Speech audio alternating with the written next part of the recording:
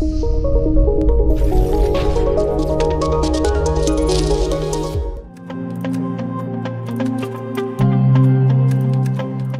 ತಾಲೂಕಿನ ಮಂಚಿಯಿಂದ ಕೈಯೂರು ಸಂಪರ್ಕದ ಕೊಂಡಿಯಾಗಿರುವ ಕೈಯೂರು ರಸ್ತೆ ದುರಸ್ತಿ ಕಾಣದೆ ಅಂದಾಜು ದಶಕಗಳನ್ನೇ ಪೂರೈಸಿದೆ.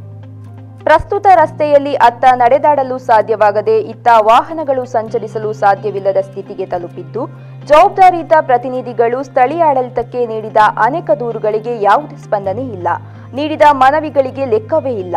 ಇದೀಗ ಅಧಿಕಾರಿಗಳ ಬೇಜವಾಬ್ದಾರಿ ವರ್ತನೆಯ ಬಗ್ಗೆ ಆಕ್ರೋಶಭರಿತ ಸ್ಥಳೀಯರು ಪ್ರತಿಭಟನೆಗೆ ಸಿದ್ಧತೆ ನಡೆಸಿದ್ದಾರೆ. ರಸ್ತೆ ತುಂಬಾ ಹೊಂಡಗುಂಡಿಗಳು, ಮಳೆಗಾಲದಲ್ಲಿ ಕೆಸರು ತುಂಬಿದ ಗದ್ದೆಯಾದರೆ ಬೇಸಿಗೆ ಕಾಲದಲ್ಲಿ ಧೂಳು ಸಮಸ್ಯೆ.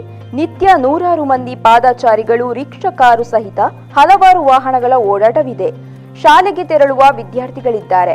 ಇವರೆಲ್ಲರೂ ಆಳೆತ್ತರದ ಹೊಂಡಗಳು, ಕಳ್ಳುಗಳ ನಡುವೆ ನಿತ್ಯ ಸರ್ಕಸ್ ಮಾಡಬೇಕಾದ ಸ್ಥಿತಿ ಎದುರಾಗಿದೆ ಎಂದು ಗ್ರಾಮಸ್ಥರು ಆಕ್ರೋಶ ಹೊರಹಾಕಿದ್ದಾರೆ.